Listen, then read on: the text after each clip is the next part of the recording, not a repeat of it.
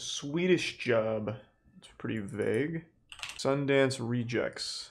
I do love me some internet historian. The following is a true story.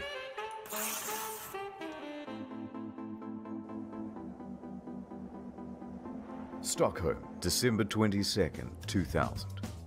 Gentlemen, the Swedish National Museum. 90,000 square feet of priceless artwork. Only 2 roads in and out. The police will be ready. Walking away with the goods won't be easy. Smash and grab job, huh? Not quite. First things first. I do love at exactly heists. 4:55 p.m., 5 minutes before the museum closes, we blow up 2 cars outside the Grand Hotel and the Strand. There's some actual Ocean's 11 shit. Fire trucks and police will be dispatched. What about the guards in the building? Only one. And he'll be busy ushering everyone to leave. Now, we get ourselves armed and approach. Thanks to resub. Meanwhile, Flare? 2 of us are already inside waiting for the signal. Once you hear those explosions, put on your balaclavas and take out guns. Get down! They call you back to go bomb! Get on the floor! Don't move! So the standard disarm the guards and get everyone on the floor. That's right. Then one of you stay in the lobby while the other 2 make your way It's upstairs actually and Wang. together. Yeah, I know it was. Now remember, gentlemen, no browsing. We're here for 3 paintings in particular. Conversation with the Who's gonna Guardian buy and these though? Young It's a Parisi stupid thing by to Renoir steal. and a self-portrait by Rembrandt. Art is just money So how do we laundering. crack the safe? Who are you gonna There sell it is no to? safe. No security cameras or alarms either. Wire cutters are all we need. Amateurs. We bag the goods and bust out the front door. And we're just supposed to walk out of there with the 3 paintings and not get stopped? Yep, Won't take the police long to catch up. that's what I'm counting on. A little surprise, I Oh, he's got those ninja things. The little And from there, spike it's an easy walk traps. to the docks where we've got a boat ready. We skim around the waterfront and down the Caltrops, labyrinthine thank canals you. of Stockholm and make a beeline for Mälar Lake. Then we dock in a quiet area and make it on foot back to the road. Let me guess, you already have a car waiting. Of course. We drive back to the city, get back to HQ, paintings in hand. And congratulations, boys. We've just robbed the Swedish National Museum for an estimated $30 million. If that sells to anybody, which I That's really don't think it exactly ever would. how all of it played out. The next day, the police had cleaned up the torched cars, and they were questioning staff, getting any clues they could about the suspects. They didn't have any faces. They didn't have any Shady DNA rich evidence. people will buy. It was a I just professional highly job, doubt it. and there was very little to Shady go on. rich people don't really buy art for the sake of buying art. It's money laundering. Until someone came forward. A witness. An old man. I was working on the river when I saw 3 lads speed off Thanks to resub. out of the area in an Angelax. orange boat. Did you get a good look at him? No, but they seemed suspicious, so I followed him. Followed him right through the canals, into the Mälar. And right to the shore, where they parked their vessel and abandoned it. It's very Swedish. Can you show us where on the map? So the police sent out a couple of cars and found the boat. Here it is. Thanks to Nothing resub, inside. Kirai. No paintings, detective. Damn. What about the registration? Nothing, sir. Well, Thanks, Timbo. I guess the only thing we can do is put out a picture of the boat and ask the public for help.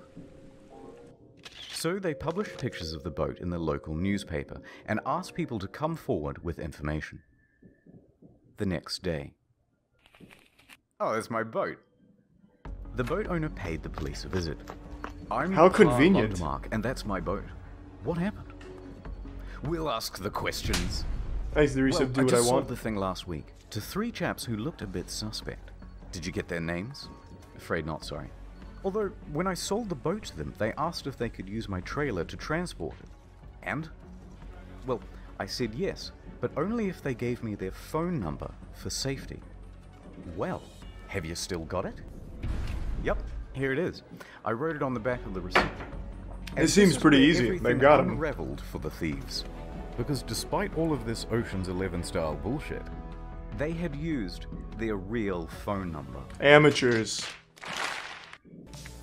So police looked up the number and everyone they had called. We've got a match. The number was connected to a gang of petty thieves. They were not big-time criminals. They had done small stuff like car thefts, drug peddling, and so on. That's still pretty impressive. Criminal masterminds.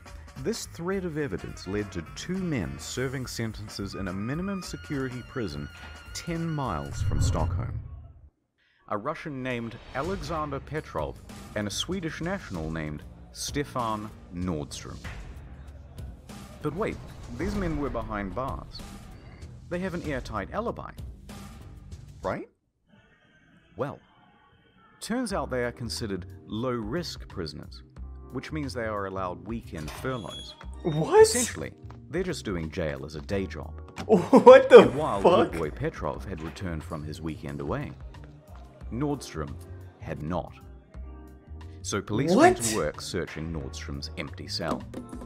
No fucking way. Are you serious? Like, so in Sweden, when you're a low-risk prisoner, they just let you go home on the weekends? So it's literally just like being in school again. What was it called? A prison furlough? Yeah, it's a real thing. That is crazy.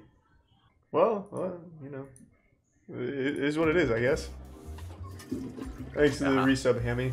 Lo and behold, Nordstrom had been doing a bit of light reading.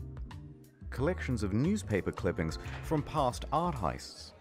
Very subtle. On top of that, Nordstrom had reportedly been visiting a bunch of auction houses in the area. They were clearly the painting bandits.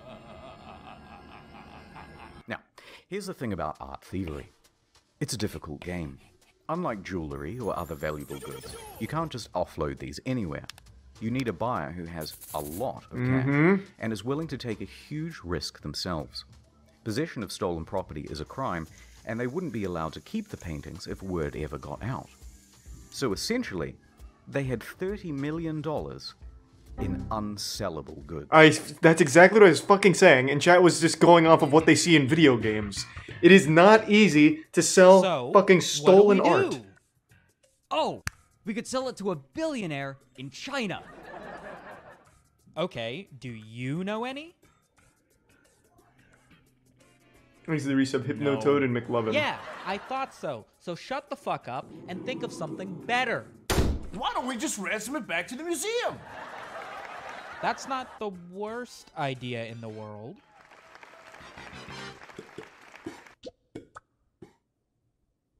December 28th, 2000. 6 days after the robbery. Petrov's lawyer approaches the police station. Hello. Yes, hello. I am here on behalf of my client, and acting as an intermediary. We have your paintings. Go on. I am here to negotiate it safely to your return. For a modest sum. Interesting tact. This is, of course, completely illegal. Lawyers can't just negotiate ransoms for their clients. Until now. You have the paintings? Right here.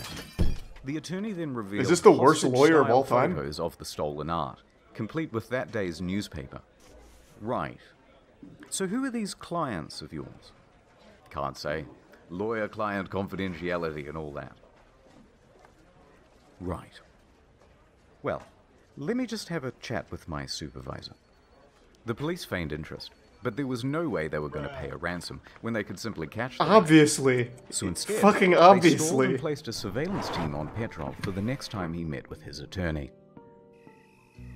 A couple of days later, that meeting took place. And surprise, surprise, they're not alone. Nordstrom had turned up as well. Oh. Wait for it. See you soon. Take care. Now, go. The police moved in on Nordstrom. What the? No, I'm innocent. Save it for the judge. What do we have here? Those aren't mine. In a moment of sheer genius, Nordstrom had decided to bring with him a bag filled with Polaroids of the stolen paintings. Is this how you get your kicks? I'm gonna be sick. Get these to the lab. Later, the lab found Petrov's fingerprints all over the Polaroids. With this evidence, they obtained a warrant to raid a cellar that the gang frequented. Look everywhere. They may have left the subtlest of clues. Anything that can even give us a scrap of... Detective?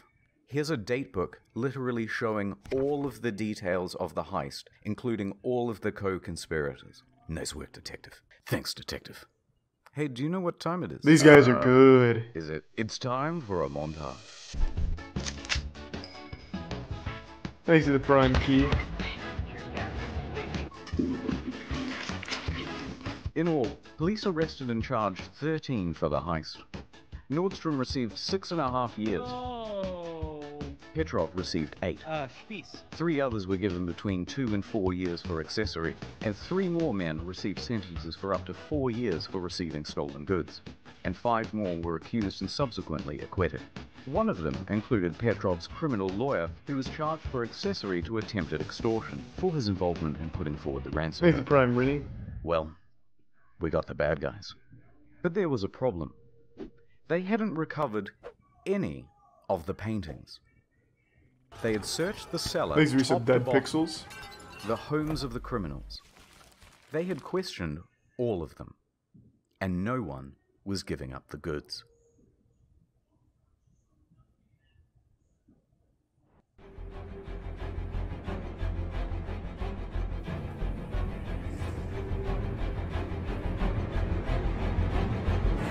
It's in a trash can.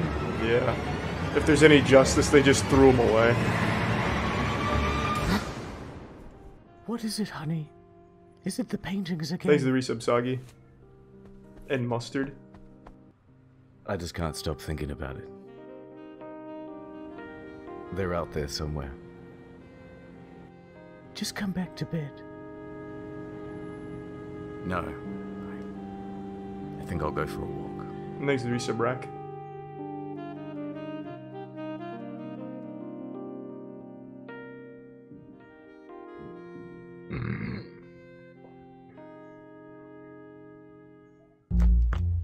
Couldn't sleep either. No time. Rumors are circulating that Renoir's The Conversation is going up for sale. Count me in, detective. I just have to get suited Thanks to up. prime Rakan. You're gonna need something a little less official. We're going undercover. Ad time. Okay, quick hypothetical. Let's say you were single, and I also So happened how to are be there single, 12 and we people were browsing the web associated with together, that? right? And then you said, Thanks to "Oh, resub let's go on Daver. this website. Would you let me use NordVPN?" Okay, no, I'm just kidding. I'm just kidding. I'm not being serious. Although, okay, you're drowning, right?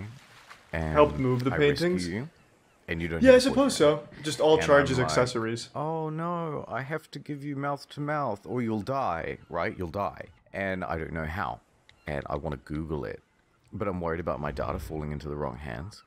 Could I use NordVPN then for 70% off? No, wait. Okay, we're in the Amazon forest and we're like walking together, but not too close, obviously. And a snake bites you. Oh my god. And I have to suck out the poison. But then I remember watching this documentary, right? And it was on like snake bites and stuff. And I'm gonna watch it again and I'm gonna save Thanks to your the life. resub Frozen and Oh Night. my god, it's region locked. Would you mind if I slipped in a little NordVPN? Not even for 70% off? No, I'm just messing with you. I'm just messing. Could you imagine though if I use NordVPN right now? Like for real? No, I'm not gonna use it right now. I'm not. It's dumb. But like, no one's around. If I was to Thanks to use Prime NordVPN, wall no one sex. would know. No, wait, where are you going? I mean, look, wait. NordVPN lets you use 6 devices on one account. You can use one of mine. Your boyfriend won't know. Like watch this. I just type in nordvpn.com/incognito and I get 70% He puts more off efforts free into look the back and ads stuff. than most Very into good. a whole I video. can treat you better and keep your data safe with NordVPN. Thanks to the resub Isa. Oh my god. Wouldn't have happened if you got NordVPN.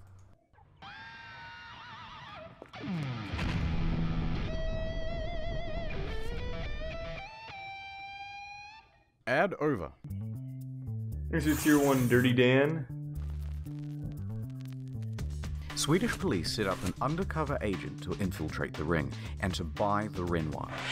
The detective would be posing as a representative for an interested buyer who was standing by. But they'd need confirmation that the painting was the real deal. That's him.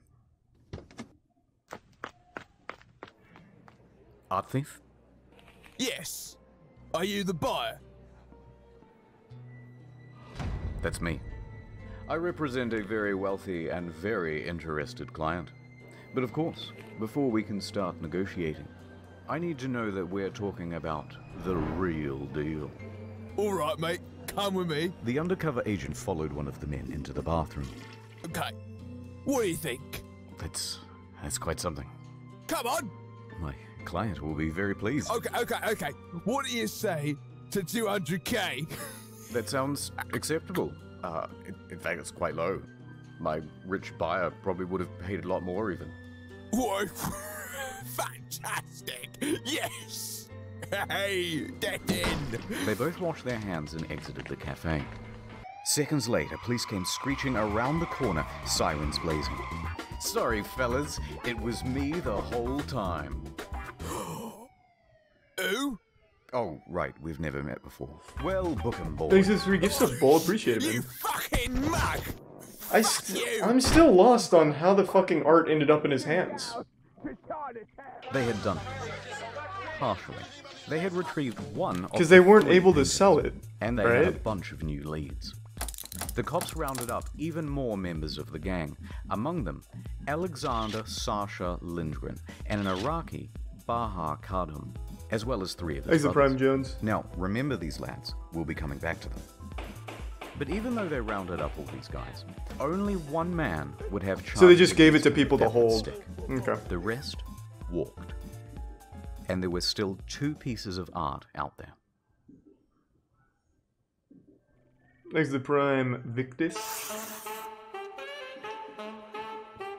Los Angeles, 4.5 years later. Downtown LA. Thanks to Resub The Disraeli. FBI are working on a routine case. It's a drug bust with some Bulgarians. Nothing too out of the ordinary. Until they heard something unusual. Yeah, so we've got Renoir's Young Parisian for sale. Is that code for something? Are they human trafficking? Chief, I believe it's that painting that was stolen from the Swedish National Museum a few years back. How would anyone remember that? Yeah, we want to get it out of the By city. name. Sounds like it's going to be on the move soon. No one's going to take our credit. Happy We're the 4th, FBI, Tricycle. Damn it. Infallible. Pillars of competence. So they ramped up surveillance. The Bureau intercepted a call from one Thanks of to the Prime gang's Life Club. higher-ups.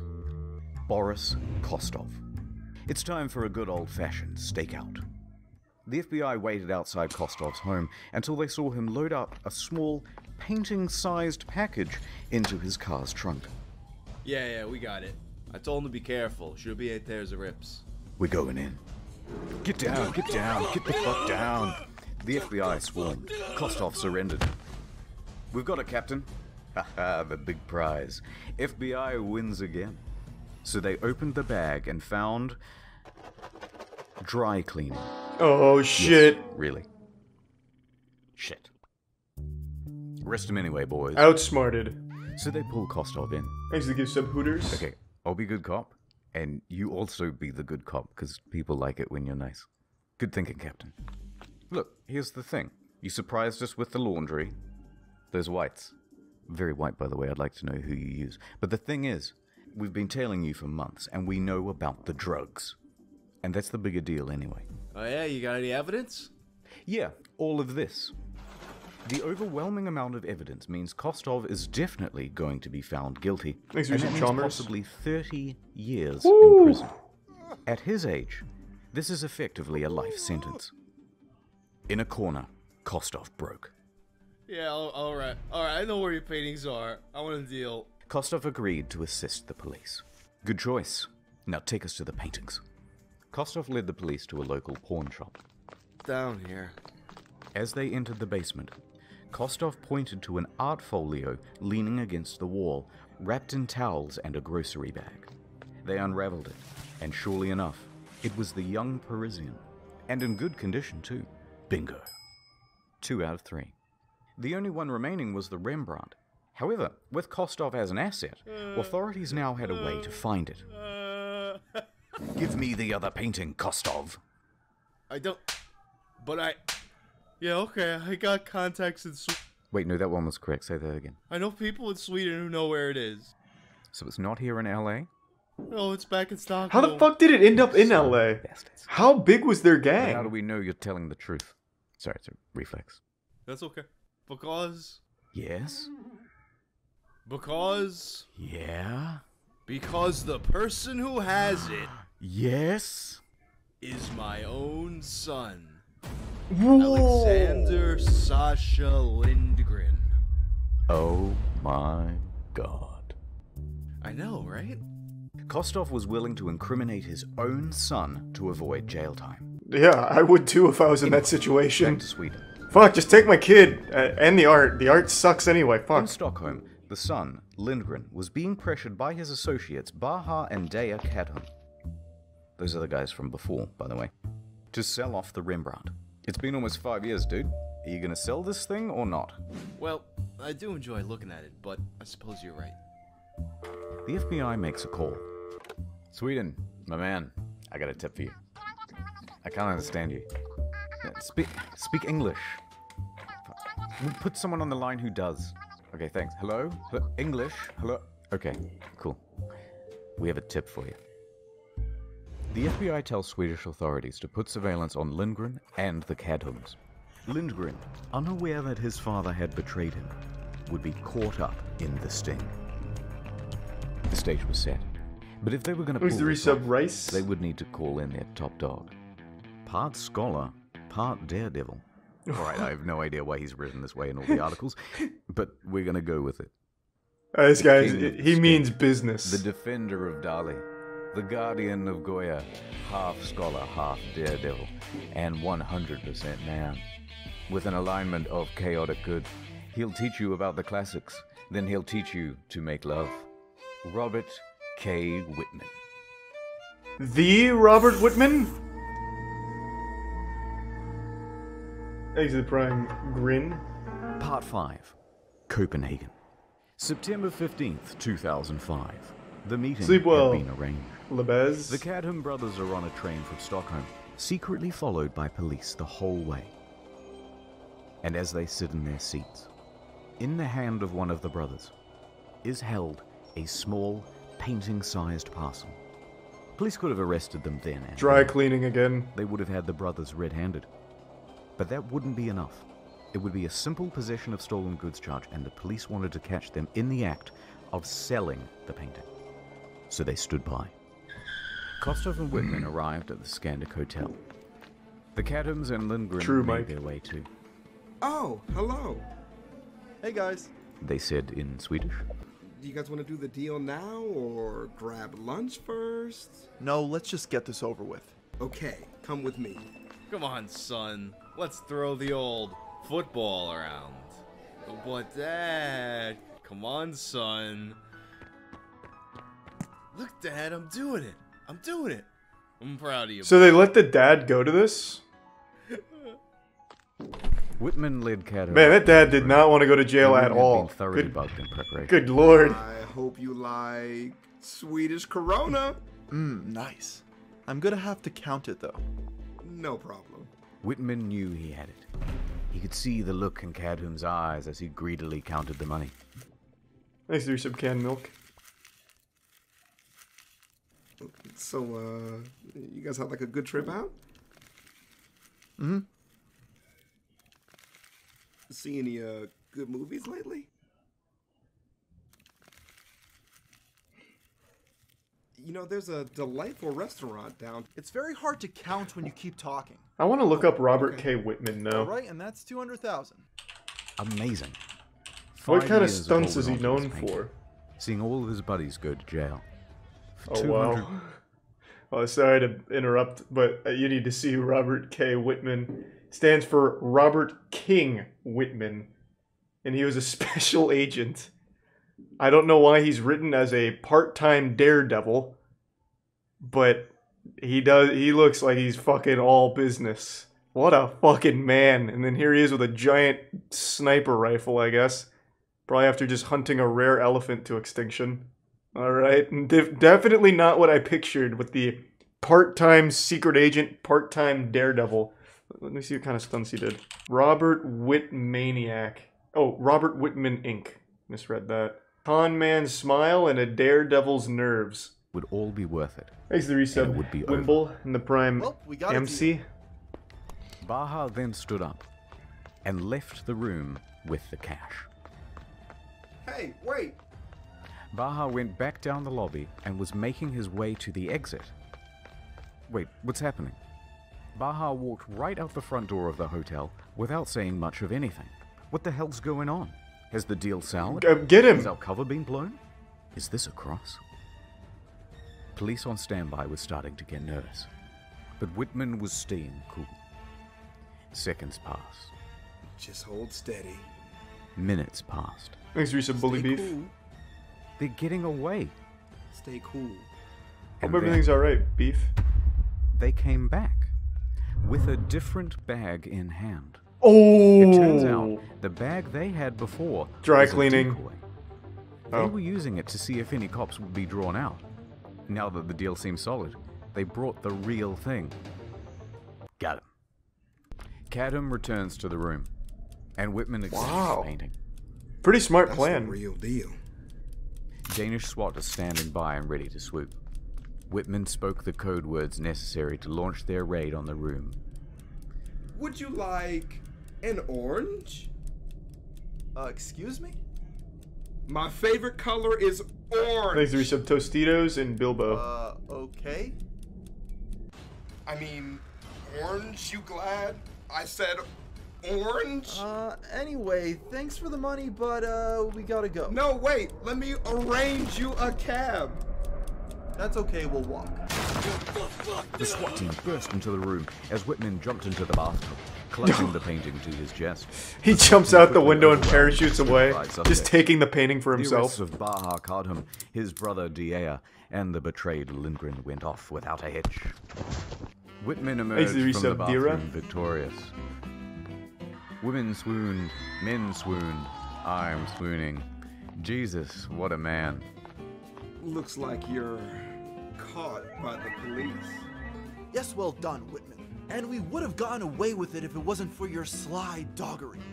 Thank you. Now, take him away, boys. Whitman held the painting aloft. It was busted over his knee. He returned it to I'm the Robert Swedish Whitman, National baby. Museum, and the timing was perfect. Because in just a few days, they would be exhibiting a show on Rembrandt anyway, and they not only had him back, but a story to go along with it.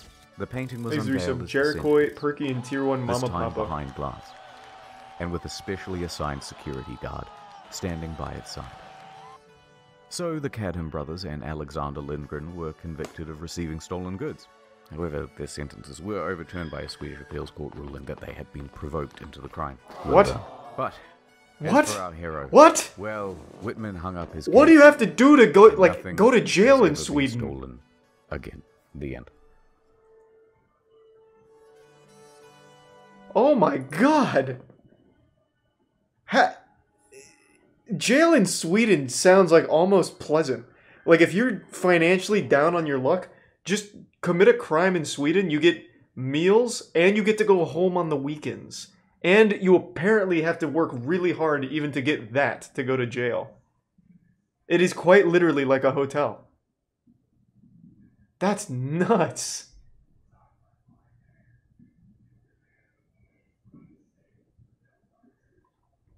What was it again? Prison furlough, what they call it? Where they just let prisoners go home every weekend? Thanks to the resub, Yoshi.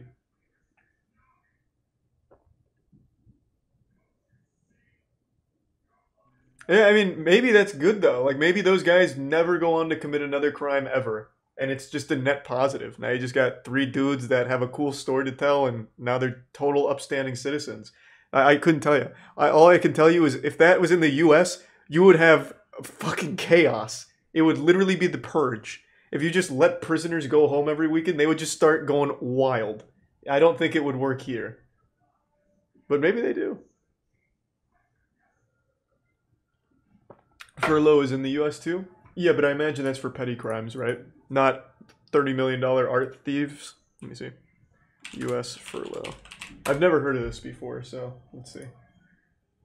In the US, it seems to only be for special needs or medical emergencies, but I haven't read super far into it yet. It's also not common at all here. Not that wild of a story. Well, I disagree. What do you consider a wild story, then? It does exist here, but it is highly uncommon from what I'm reading. Very rare.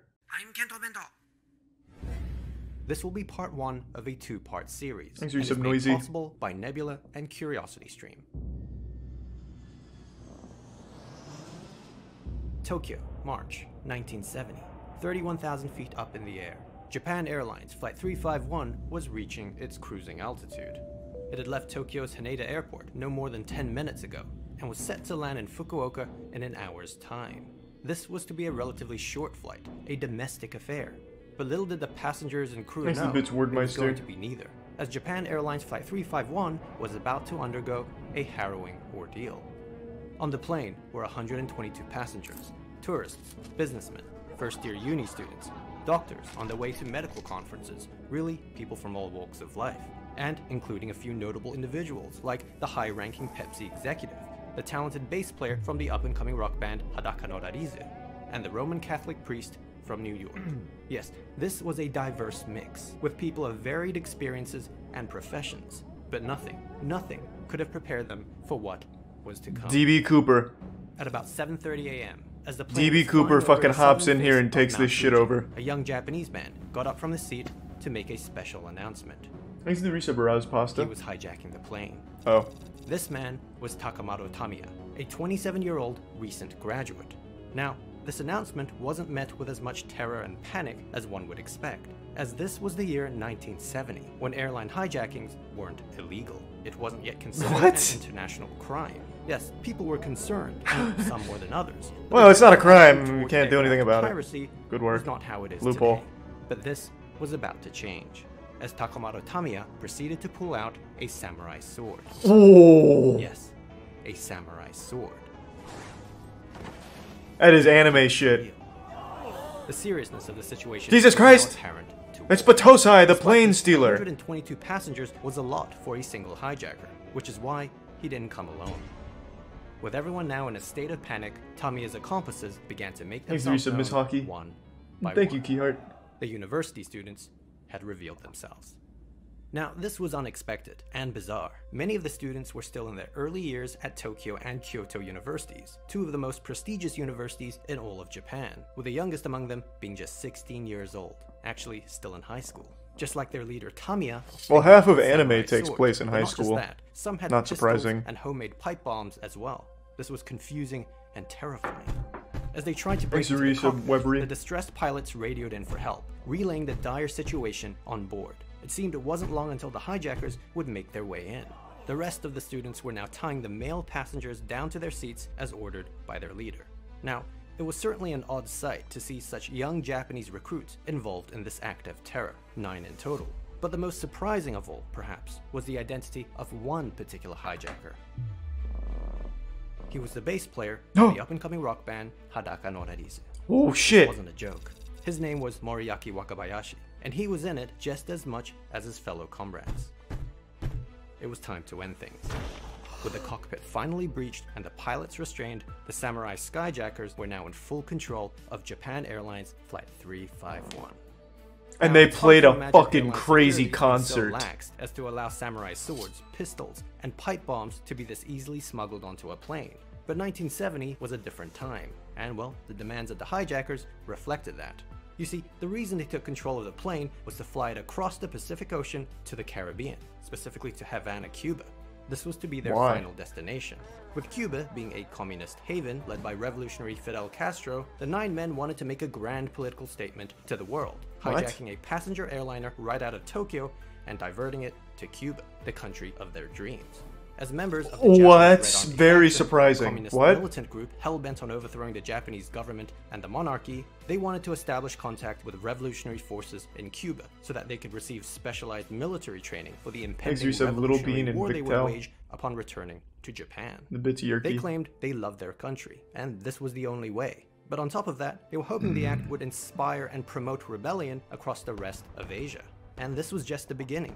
Really, they wanted to start a world revolution, and they were willing to advocate it through terror and violence. After all, they had already long threatened to wage civil war in Tokyo and Osaka, and had previously been involved in violent street battles and a few small-scale bombings. Hijackings were their next venture, and these 9 men, young men, were the frontrunners. They had been targeted and scouted from leftist student groups from universities across Tokyo and Kyoto, and were now ready and willing to give everything to the cause. This is a And yes, wild this story. included Moriaki Wakabayashi, the bass player of the rock group Hadaka no Rarizu, which started off as a university band before their rise in popularity. Now, perhaps it was this very youthful inexperience and overconfidence that led to their first lapse in judgment, which awkwardly enough had to be explained to them by the pilot. You see, it was just not possible for the plane to make it all the way to Cuba, not even close. Why? Well, Japan Airlines Flight 351 was a Boeing 727 airliner, which was designed for short to medium range flights only, not for one making its way halfway across the world in a single trip. The plane was simply not We'll fuel constructed it with to cross the music. Pacific, much less to Cuba. And this was shocking to the hijackers, as they simply hadn't expected this turn of events. Thanks They for 5 needed a gift plan subs, B geek. fast, one that involved an alternate destination. But, well, even that appeared to be out of the question, as the pilots quickly informed them of an even more pressing concern. The plane was running out of fuel. They only had enough for the original destination, Fukuoka. Tamiya had to think on his feet. Time was ticking. Right, well, if they had to land in Fukuoka, then they'd land in Fukuoka, but on their terms. Yeah, Now, this it is was about this this is our time that the landing. Japanese Ministry of Transport We did this received word of one. the hijacking, and was entrusted with the task of ensuring the Thanks to the safety resub, of all Windsor. the passengers. A member of the department, Vice Minister Shinjiro Yamamura, would directly oversee the hostage recovery efforts. Of course, word also got around to the news outlets, who quickly reported on the incident live. This was a first for Japan, as never before had they experienced the hijacking of an airplane. This shocked and horrified the entire nation. At 9 a.m., Japan Airlines Flight 351 touched down at Fukuoka Airport, where they were met by a horde of spectators and members of the media. Wow, The authorities it's wasted like no celebrities. time in surrounding the plane, as they readied themselves for the eventual standoff. With 129 hostages on board, 100 They have an actual sword fight. crew members, the hijackers felt that they had the upper hand. But it all would rest on the negotiations. As Yamamura and the authorities prepared themselves, the negotiations began. For the next few hours, the two sides went back and forth, both unwilling to budge, with Tamiya threatening to kill every last one of the hostages if his demands weren't met. This was an intense negotiation, with a lot at stake, but eventually, an agreement was reached. So the deal was for the hijackers to release 23 of the passengers in exchange for more fuel. But it had to be enough fuel to get them to their new destination. Now, Havana, Cuba, was no longer an option. It was too far. So they had to settle for one within reach. After much discussion and consideration, they decided on Pyongyang. The hijackers were going to North Korea. Whoa! Now, this made sense to the 9 men, as Whoa! North Korea was another communist regime, ruled by another great revolutionary, Kim Il-sung, grandfather to This Kim is Jong-un. nuts. They reasoned that flying the plane to Pyongyang would still make a grand political statement to the world. Thanks, Resub Furthermore, Fractal. they had actually already planned for a brief stopover in Pyongyang, as the city had been a All good, serious man, candidate to host their base of operations for their international revolution, and they wanted to conduct some reconnaissance while en route to Cuba. So all this just meant a slightly longer detour to North Korea. No big deal, really. Once the dust had settled, they'd figure out another way to Cuba. Viva la revolution! And so the deal was done. Tamiya got what he wanted, and even better, they still had 106 hostages on board for leverage. On the Japanese side, all the passengers released were women, children. Kim and the Il-sung young, gets on the most plane of all, next. which was fortunate. Picks up a but samurai not sword. quite what they had hoped for. The majority on the plane were still very much in jeopardy. But now, it was time to go. With the pilots having never flown to North Korea and unable to rely on Pyongyang air control for guidance, Fukuoka airport officials had to quickly pass them a map of the Korean peninsula Thanks to to the navigate resub, for themselves. losing internet. That would have to do for now. But with that, Japan Airlines Flight 351 fueled up and took off, bound for the Hermit Kingdom. Now, aside from the Japanese, there was actually one other group that was rather unhappy with the outcome thus far, and that was the Central Intelligence Agency, the CIA. You see, Langley had sent over agents for their own hostage recovery mission, as there were a couple of US nationals on board, the Pepsi executive Herbert Brill, and the Roman Catholic priest from New York, Daniel MacDonald. They had business to attend to. What? But now, with the plane heading towards North Korea, a nation known for their international Pepsi guy? and political reclusiveness, not to maybe mention Coke general planned hatred and this. contempt towards Americans, things weren't looking great. By now, Flight 351 was well on its way to Pyongyang. It had crossed the Tsushima Strait, flown over the Korean mountain ranges, and had just about reached the DMZ, the Korean Demilitarized Zone. This 38th parallel is the contested border dividing the Korean peninsula into North and South Korea. Once past this point, there would be no turning back. But on top of that, the pilots were having a hard time with navigation, as they were unfamiliar with the flight route. Seeing as the countries had no diplomatic ties, Japanese airlines and airport controllers were simply unable to make contact with their North Korean counterparts. The Japanese pilots didn't even know where the airport in Pyongyang was located. Sure, they were given a map by airport officials shortly before leaving Fukuoka, but they were astounded to discover it was just a basic line map taken from a junior high school textbook. Oh. Little to no detail, certainly no aviation. What the airport fuck? officials understandably had little They time just to prepare. condemned this plane. This was They ridiculous. said, fuck them. There was no way they could Give him fly my to North Korea child's using homework. this map. Moreover, the North Koreans had no idea they were even coming, a major cause for concern. It's common knowledge among pilots that the airspace above the DMZ. Well, this is the no-fly 70s. It's not like zone, North with a Korea could long-running shoot it down. formal What are they gonna do, agreement take that any spitballs to aircraft it? entering could be shot down for any reason, with no grounds for redress. If this were to happen, it would surely precipitate an international incident. As such, the pilots tried desperately to make contact with the Pyongyang control Thanks to tower, Tier 1 attempting Jer. to warn them of their unique circumstances. Hope you're having a good night, HL2. Pyongyang, please respond. Pyongyang, this is JA Flight 351. Pyongyang, please respond. Nothing. The pilots frantically warned the hijackers of the potential fiery end they could meet if they were to fly any further. But Tommy insisted they continue. He was steadfast in their revolutionary mission, even proclaiming that North Korea was no threat to them, as he would personally recruit Kim Il-sung to the Japanese Red Army. Makes sense. And so, the pilots Pretty good had plan. no choice. With samurai swords pointing at their necks, and with permission yet to be granted by Pyongyang, Japan Airlines Flight 351 entered the DMZ. And Kim Il-sung was flying around like Superman. Moments later, North Korean fighter jets emerged from the clouds. No, God! Opening fire at the passenger plane. What the They fuck? had entered North Korean airspace. Holy shit! But just like that, it was over. Oh, The they only fire had was six. stopped. They only had 6 The bullets. pilots realized, well, it must have been warning fire. At that moment, there was a faint response on the radio. This is Pyongyang. This is Pyongyang. Respond. Respond. It was in English, but in a heavy Korean accent. The pilots, relieved at finally making contact, tried their hardest to explain their predicament to the Pyongyang control tower. This must have sounded quite bizarre to the North Koreans, as nothing like this had ever happened before. But, despite the unusual request, after some back and forth, Flight 351 was permitted to land in Pyongyang. Nice. It would, however, be closely escorted by the fighter jets. Now, the hijackers were elated. This was what they had hoped for, acceptance from their communist allies. But as the plane continued flying deeper and deeper into the reclusive state, it was becoming quite clear to the rest of those on board, the passengers and crew, that their fate no longer rested in the hands of the hijackers, but the Hermit Kingdom. Yeah, but they're nice. At 3:19 p.m., They have Japan a Airlines Flight good 351 history of touched being down nice. at Miriam Airport in East Pyongyang, where they were met by a swarm of military personnel. There were North Korean soldiers, policemen, high-ranking officials, but also, surprisingly, sympathetic crowds of civilians holding Yeah. up welcome signs, as well Oh. as a choir of schoolgirls singing North Korean greeting songs, welcoming the hijackers, or in Damn. their eyes, defectors, to Fucking their glorious celebrities. nation. Outside the aircraft, an announcement could be heard, blasting over the loudspeakers. This is the Democratic People's Republic of Korea, presided by the great leader Kim Il-sung. For those who are fighting against Japanese imperialism, we welcome you.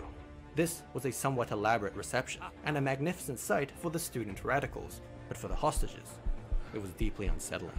It wasn't long until a North Korean official approached the plane to officially receive the foreign visitors. This was it. Tommy and his men were about to join their communist brethren. Now meanwhile, in a nearby hangar, The Japanese authorities and the CIA were getting ready to launch their rescue mission. It was now or never. All that was needed was for the 9 men to be lured far enough away from the plane by the fake North Korean official. This was what it had all been leading up to. You see, the hijackers had indeed ended up in the Korean capital, but there was just one problem. It was the wrong one. Back in Fukuoka, the Japanese authorities and the CIA failed to recover all the hostages. The negotiations did not go as planned, but there was absolutely no way they were going to let 106 Japanese and American hostages fly right into the heart of North Korea. This is nuts! They opted for the Seoul. This is fucking nuts! The plane ended up in North Korean airspace. Death Note Had to shit. think on their feet. Time was ticking. Right. Well, That is a if the trap plane card had to land in activation and a Pyongyang, half for then they'd sure. land in Pyongyang, but on their terms. This was their plan B. With the negotiations over, they sprung into action. First thing, they needed to get the South Koreans on board. If they were going to pull this off, there needed to be exhaustive cooperation between all 3 countries: Japan, the US, and South Korea. Something the hijackers could never have imagined. They had less than an hour to get this done. Now, on the plane, the pilots were attempting to navigate to Pyongyang, but they were astounded to discover the map they were given was unusable, a basic line map taken from a junior high school textbook. There was no way they could fly to North Korea with this. As the captain was about to throw the map away, he suddenly notices a handwritten note at the top corner. No aviation map, but tune into frequency 121.5 megacycles. He did as instructed. Not long after entering the DMZ, North Korean fighter jets emerged from the clouds, firing anti-aircraft shells at the passenger plane. But that was actually the CIA. That's who those on board thought was firing at them. In reality, this was the South Korean Air Force shit. into thinking they had now entered North Korean airspace.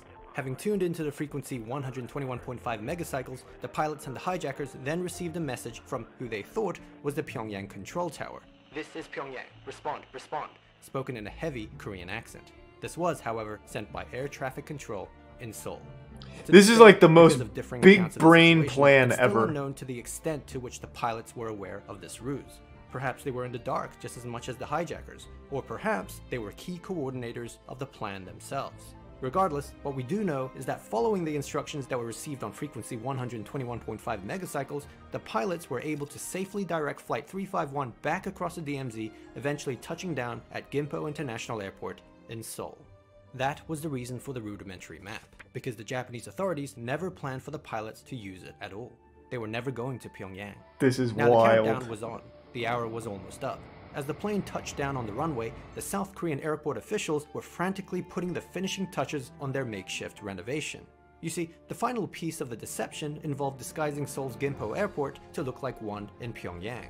They did this by covering up any South Korean related items and branding, and removing all South Korean flags, replacing them with North Korean flags. How? South Korean police Did were they also do that dressed so up in quick? communist uniforms and North Korean military attire, and random actors performing the role of the sympathetic public held up welcome signs in the hopes of putting the hijackers at ease. How? One of the girls from a nearby school was even cast to sing North Korean greeting songs to add as much authenticity as possible. This is like the conclusion in a thriller movie or something. Blasting over the loudspeakers, "This is the Democratic People's Republic of Korea, presided by the great leader Kim Il-sung. For those who are fighting against Japanese imperialism, we welcome you." The fake North Korean official approached the plane, greeting the hijackers with a megaphone. Thanks for the gift sub, Jack. A shuttle bus to take you, the revolutionary heroes, to meet the great leader and premier Kim Il-sung. The Japanese, American, and South Korean authorities, meanwhile, were waiting in the wings. Vice Minister Yamamura was ready. With the ramp stairs rolled up to the fuselage, the hijackers prepared to disembark. They were riding high. This was what they had been waiting for. After sacrificing everything to the cause, their moment had come. This was a revolutionary victory for the ages. One by one, they made their way to the exit. What they didn't know, though, was that their struggles were far from over. This was only the beginning. What? How?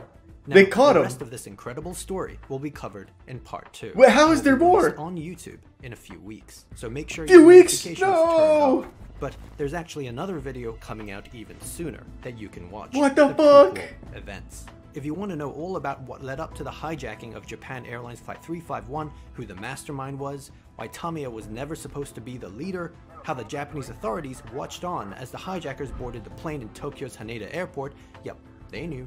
Well, you can check out this special. This is the preview craziest video story exclusive ever. To Nebula. It'll be coming out in April. There's a whole story to be told before they even step foot on the plane. And well, you can also check out there what many are calling my best video ever, the shocking Chinese pork bun murders, my Nebula original show. But warning, it's terrifying. Alright, I'm fucking excited for the rest of that. That is wild. What a story. Oh, I don't want to spoil anything, but I do want to look up the people. Thanks to the resub Unit, Decaf Milk, and the Prime Dante. I'm Kento Bento. This video is made possible by Dashlane. Download Dashlane for free if you never want to lose another password again at the link in the description. Tokyo, December 10th, 1968. It was pouring rain. Not really ripping it off, Mickey, I don't think. Trust Just Bank inspired was by. on edge. Someone had threatened his life and those around him over the past few months. Just 4 days prior, a letter, one of recent many, was sent to his personal residence demanding 300 million yen or his house would be blown up with dynamite. Holy the shit. The letter was made up of characters cut out Some and Looney Tunes shit from movie magazines. Police were notified, and indeed they kept a close eye on the bank and his home, though this did not ease the mind of the bank manager, who shared his concerns with his branch employees. Now, of course, this is Japan, and work is work. The show must go on. With this in mind, the bank manager went on with his duties, sending 4 of his employees to the nearby Toshiba factory to make a scheduled drop. So off they went, taking the company car. But not long after leaving the bank, the 4 heard police sirens approaching. At that very moment, they happened to be next to a prison of all places. A police officer screeched to a halt in front of the car and frantically got off his motorcycle to warn them. The branch manager's home had just been blown up. People were injured. Wait, some really? Presumably worse. Despite police monitoring the locations, the perpetrator was still able to carry out. Wait, so he actually successfully blew this shit up? Additional threats were made. The bank in particular was now a target, and branch employees were at risk, especially those who had left the bank earlier to carry out bank duties. Why do you keep spamming Jim Browning? I'm literally in the middle of watching something. What the fuck is wrong with you? The officer got down underneath to check the car, but before he could do a proper search, an employee started noticing smoke and flames emerging from the vehicle. Fearing the car was about to explode, the officer desperately tried to roll out of the way. Everyone ran as fast as they could to safety, retreating behind the prison walls. They waited and waited for the explosion, but there was no explosion. They looked back. Oh, so they were fooled. The company fooled. car was gone. The police officer was gone. Had he moved the car to safety? Confused, they called the Nihon Trust Bank to find out what was going on. To their relief, the bank manager answered. He was alive and well. In fact, everything was fine there. The bank manager's home was never blown up. As the adrenaline wore off, it finally dawned on them what had happened. This was the moment the perpetrator had been setting up the past few months. Disguised as a police officer, he had now gotten away with what was to be the bonus payments of 523 Toshiba employees. The stolen amount totaled to 300 million yen or $6 million. Not exactly bad! He had asked for. On the ground, they found various items left behind, including a warning flare that the officer must have ignited while under the car to mimic dynamite. A reported 120 pieces of evidence was left behind at the crime scene, which is a lot and would normally be beneficial, but this was purposely done to mislead. Whoa! This worked. What the fuck? This is nuts! The case remains unsolved. Some say Turns out he trimmed his pubic hair to live DNA, but it wasn't his pubic hair. No loss of life, no blood spilled. A red herring. The plan meticulously carried out by a single person, and in the end, the money taken. But there are many ways a bank heist can be great. There are many ways it can be notable. Take the case on May 15th, 2016. At around 5 a.m. in the early hours, right, Phoenix Jones, I forgot to do that. From an ATM I like Phoenix from Jones. The Tokyo 7-Eleven. The amount was 100,000 yen, about $880, which was the cash limit. Now, this doesn't seem too bad, but try repeating this 14,000 times across Japan in the span of just 2 hours, because that is exactly what happened. In total, 1.4 billion yen, about $13 million, was taken from ATMs alone. And this wasn't done electronically. What? It was done in person. Sure, it had to be some sort of a large, coordinated group, but the staggering number of transactions in a 2-hour frame made even this seem questionable.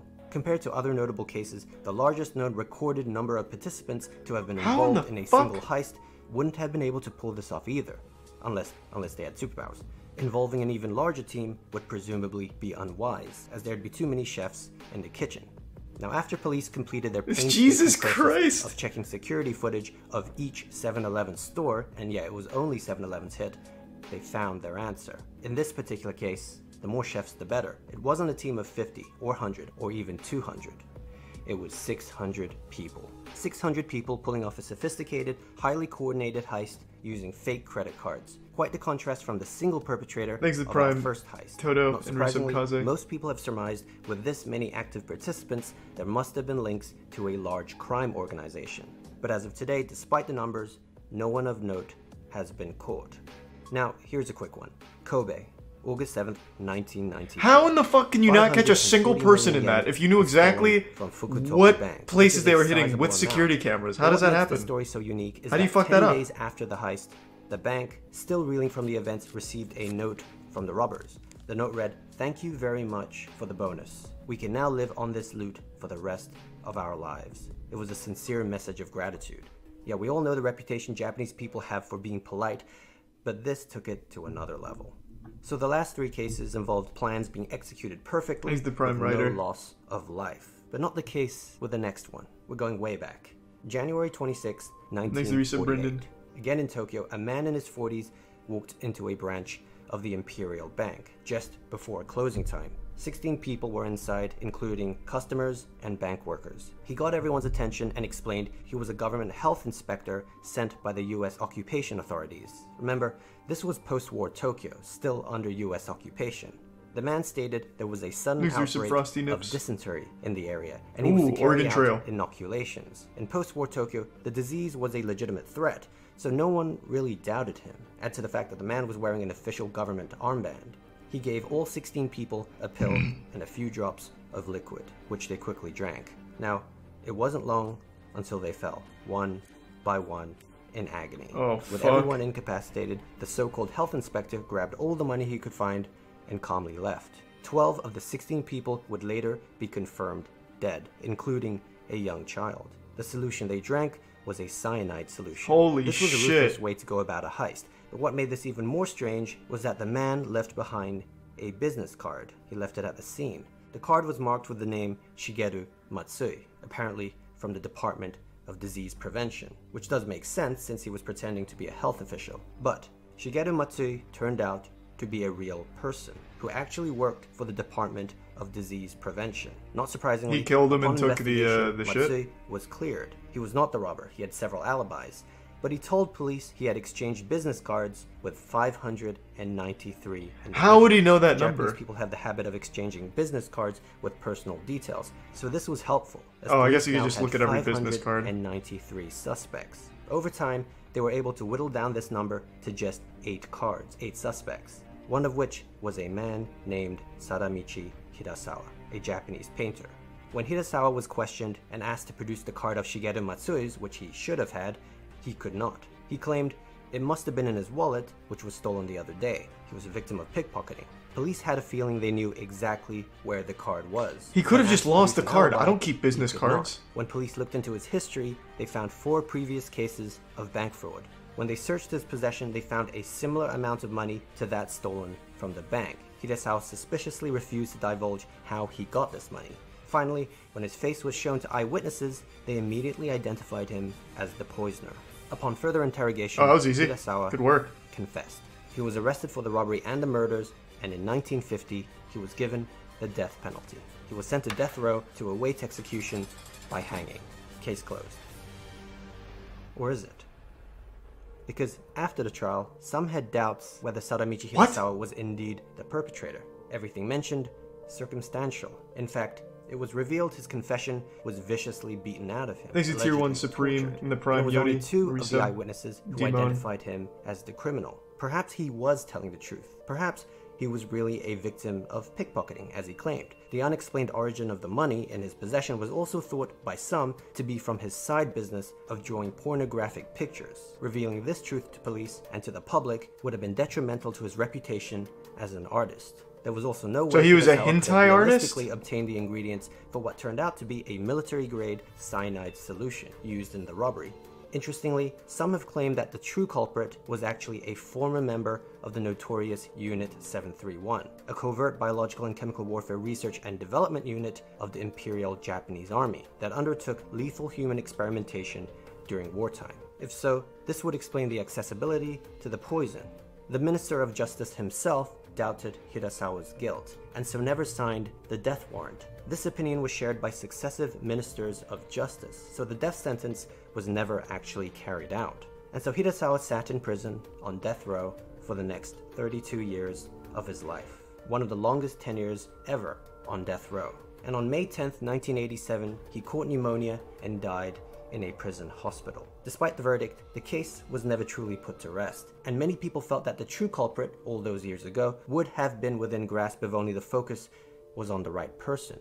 This brutality it does seem very odd that a painter would come up with that. A new type of heist. January 25th, 2008. That seems extremely hardcore. Cybercrime. The Tokyo-based exchange Coincheck, one of the most prominent virtual currency exchanges in Asia, was the Prime, just Kier and biggest some cryptocurrency sauce. heist in history. What do you mean, water? At 2:57 a.m., using overseas servers, hackers, disguising themselves as authorized users, were able to enter the system. They remained undetected for the next 8.5 hours, stealing 58 billion yen worth of the cryptocurrency NEM, which is about $530 million. Then they were gone. This incident became an embarrassment to the Japanese government, who had been trying to make Tokyo the global center for cryptocurrency. Coincheck revealed they failed to implement the required extra layer of security, but even worse, the stolen currency had been kept online in a hot wallet, rather than in a much more secure offline storage facility known as a cold wallet. This is similar to if a convenience store kept significantly large amounts in a cash register, instead of an off-premise bank vault. Now, one of the stranger aspects of the heist is that the stolen virtual funds were able to be traced online, because transactions for Bitcoin and other cryptocurrencies are all public. And so the $530 million worth was eventually traced back to 11 specific addresses. But the identities of those sending and receiving the money, unfortunately, remained anonymous. Indeed, no one yet has been caught, but the developers of NEM were able to label the 11 addresses with specific warning tags for all to see. They also set up a tracking tool to automatically reject exchanges involving the stolen funds. Of course, the most frustrating part of this is that it all easily could have been avoided if Coincheck just added that extra layer of security. And really, it's not just big companies. Most people today are I imagine they'd already cashed it out like that same day. Same password for every account they have. couldn't have. Now, if this is you, congratulations. You have bad habits just like me, but that's okay. I'm segueing here because Dashlane makes keeping track of all your passwords. I see why you saved that one for last. I might call it a night.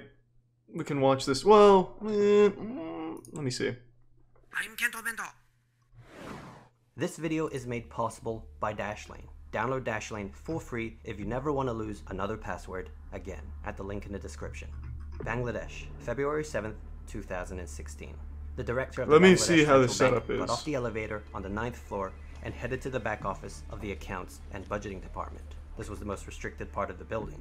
He was there to deal with a problem, one that had been plaguing the office the last few days. You see, how do we get rid of $1 billion? This was kind of a big deal. It was causing a real disruption. The automated printer, which was hooked up to the bank's software, was supposed to work round the clock, 24/7, printing out the bank's transaction reports in real time. Due to this technical glitch, however, the printer tray remained empty. Much of the day was spent trying to fix the issue, and after a great deal of effort, there was success. They were able to restart the printer. And so the backlog of transaction But they had $1 billion deficit? Rolling out, one by one. Now, it soon became apparent that something wasn't quite right. There were more statements than expected. When they took a closer look, they found 35 suspicious payment orders for what were ridiculously large sums of money, having supposedly been transferred from the Bangladesh bank's own account to various other accounts in other countries. Certainly, no one from their bank authorized it, and the swift security system in place Exit Prime Elite. As the director sifted through the suspicious transfer requests, the true scale of the situation started. Yeah, I have to remove them done. The transfers totaled to almost $1 billion US, an absurd amount, a significant chunk of the nation's reserves. Where were they going? Who was responsible? Panic ensued as the workers scrambled to stop the payments, but it was likely too late. The ill-timed printer malfunction from earlier had caused an unfortunate delay in their response. It seemed Bangladesh had just lost $1 billion. Oh shit! This happened in February 2016, but what led to this moment actually started 9 months earlier. Philippines, May 2000. Why does this sounds kind of familiar? I might have read about this. A group of men entered the Jupiter Street branch of the RCBC Bank just outside Manila and opened 4 bank accounts with just $500 inside. The men then left, never to return, with their accounts left seemingly abandoned. Thanks to Prime Bandit Games. The country was becoming one of the fastest growing economies in the world. Their central bank sat in the financial district of the capital, Dhaka, a chaotic city with almost 20 million people. But despite all this rapid growth, it was a nation that could ill afford to lose $1 billion of taxpayers' money. There's the resub major in the January Prime Sway. 2016, a month before the incident, an employee at the Bangladesh bank was checking his mail at work. Now, nothing seemed out of the ordinary. He thought nothing of it.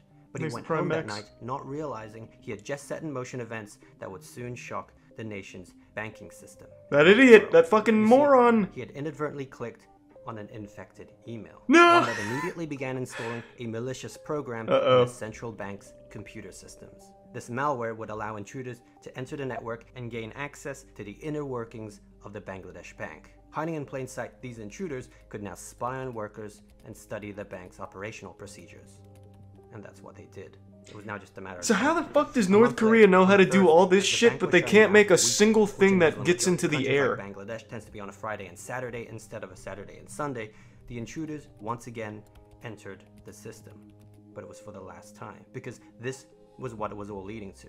Now, they were in the system, but manipulating international money transfers was a whole nother thing. Thanks to Prime Mingo, the resub boob. Enabling financial transactions to be sent in a secure and reliable way, using military-grade security designed to be unbreachable. Just to be clear, SWIFT does not facilitate the transfer of actual funds, but rather it sends trusted payment orders between accounts, which the banks can act on. This is the standard in international banking, and this is partly why bank hackers usually focus on stealing the login credentials of individual bank account holders, rather than focusing on the banks themselves. But it wasn't the case here, not for this group. Their target was the institution. Thanks to the bits, Using the bank's legitimate SWIFT credentials that they collected from the malware, they were able to take control of the SWIFT terminals, as if they were legitimate bank employees. Yes, SWIFT itself is safe and secure, but the banks using them first needed to be responsible for their individual cybersecurity on their end. If their security happened to be lacking, as in the case with many developing nations, SWIFT could actually be used against them. And that's what was happening here. 35 phony transfer requests totaling $951 million was by now being sent via SWIFT to the Federal Reserve Bank of New York. New York. Well, because the Bangladesh bank owns an account there with billions of